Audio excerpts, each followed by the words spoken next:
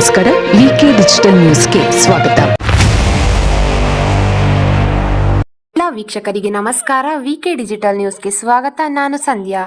ಸತ್ತವರ ಹೆಸರಲ್ಲೂ ಹಣ ಹೋಗ್ತಿದೆ, ಅಂಗಡಿಗೂ ವಿದ್ಯುತ್ ಬಳಕೆ ಆಗ್ತಿದೆ.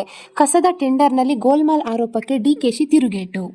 ಸತ್ತವರ ಹೆಸರಿನಲ್ಲೂ ಹಣ ಹೋಗ್ತಿದೆ, ಅಂಗಡಿಗೂ ವಿದ್ಯುತ್ ಬಳಕೆ ಆಗುತ್ತಿದೆ. ಇದನ್ನು ಪರಿಶೀಲನೆ ಮಾಡುತ್ತಿದ್ದೇವೆ. ಸರಿಯಾದ ಫಲಾನುಭವಿಗೆ ತಲುಪುವುದು ನಮ್ಮ ಉದ್ದೇಶವಾಗಿದೆ ಎಂಬುದು ಮುಖ್ಯಮಂತ್ರಿ ಡಿಕೆ ಶಿವಕುಮಾರ್ ಅವರು ಹೇಳಿದ್ದಾರೆ. ಕಾಂಗ್ರೆಸ್ ವರಿಷ್ಠರಾದ ಸೋನಿಯಾ ಗಾಂಧಿ, ರಾಹುಲ್ ಗಾಂಧಿ, ಪ್ರಿಯಾಂಕಾ ಗಾಂಧಿ ಅವರನ್ನ ದೆಹಲಿಯಲ್ಲಿ ಭೇಟಿಯಾದ ನಂತರ ಮಾಧ್ಯಮಗಳೊಂದಿಗೆ ಅವರು ಮಾತನಾಡಿದ್ದರು.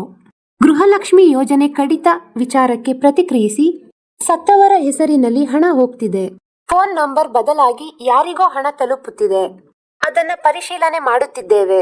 ಸರಿಯಾದ ಫಲಾನುಭವಿಗೆ ತಲುಪುವುದು ನಮ್ಮ ಉದ್ದೇಶ ಎಂದಿದ್ದಾರೆ. ಗೃಹ ಜ್ಯೋತಿ ಗ್ಯಾರಂಟಿ ಪರಿಷ್ಕರಣೆ ಕುರಿತು ಮಾತನಾಡಿ, ಅಂಗಡಿಗೂ ವಿದ್ಯುತ್ ಬಳಕೆ ಆಗುತ್ತಿದೆ, ವಾಸಕ್ಕೆ ಅಡ್ಡಿ ಇಲ್ಲ, ವಾಣಿಜ್ಯ ಬಳಕೆ ಆಗಬಾರದು, ಕರ್ನಾಟಕ ರಾಜ್ಯ ಮತದಾರರಿಗೆ ಅನುಕೂಲ ಆಗಬೇಕು ಎಂದು ಹೇಳಿದ್ದಾರೆ. ಇನ್ನು ಕಸದ ಟೆಂಡರ್ನಲ್ಲಿ ಗೋಲ್ಮಾಲ್ ಆರೋಪಕ್ಕೆ ಪ್ರತಿಕ್ರಿಯಿಸಿದ ಅವರು ಬಿಜೆಪಿ ನಾಯಕರ ಆರೋಪಕ್ಕೆ ತಿರುಗೇಟು ನೀಡಿದ್ದಾರೆ. ಕುಮಾರಸ್ವಾಮಿ ಕೂಡ ಹಿಂದೆ ಇದನ್ನೇ ಮಾತನಾಡಿದ್ದರು.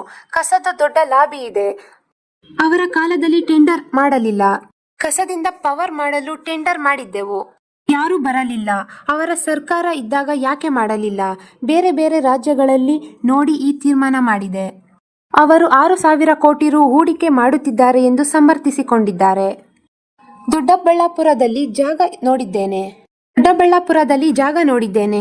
ಕ್ಷೇತ್ರದಲ್ಲಿ ಕಸ ಹಾಕುವ ವಿಚಾರದಲ್ಲಿ ಸಾಕಷ್ಟು ಶಾಸಕರು ಆಕ್ಷೇಪ ವ್ಯಕ್ತಪಡಿಸಿದ್ದರು. ಕಸದೊಂದು ಮಾಫಿಯಾ, ಅದರ ವಕ್ತಾರರಾಗಿ ಅಶೋಕ್ ಮಾತನಾಡುತ್ತಿದ್ದಾರೆ. ಅವರು ಯಾವ ತನಿಖೆ ಬೇಕಾದರೂ ಮಾಡಲಿ, 1,000 ಕೋಟಿ ಅಲ್ಲ 10 ಕೋಟಿ ಆದರೂ ತನಿಖೆ ಮಾಡಲಿ. ನಾನು ಸಿಎಂ ಆಗಿದ್ದು ಅವರಿಗೆ ತಡೆದುಕೊಳ್ಳಲು ಆಗ್ತಿಲ್ಲ. ಕೋರ್ಟ್ ನಮ್ಮ ನಿಲುವಿಗೆ ಬೆಂಬಲ ವ್ಯಕ್ತಪಡಿಸಿದೆ ಎಂದು ಸ್ಪಷ್ಟಪಡಿಸಿದರು. ಇದು ಈವರೆಗಿನ ಸುದ್ದಿಗಳು. ಮತ್ತಷ್ಟು ಸುದ್ದಿಗಳಿಗಾಗಿ ನೋಡ್ತಾ ಇರಿ ವಿಕೆ ಡಿಜಿಟಲ್ ನ್ಯೂಸ್.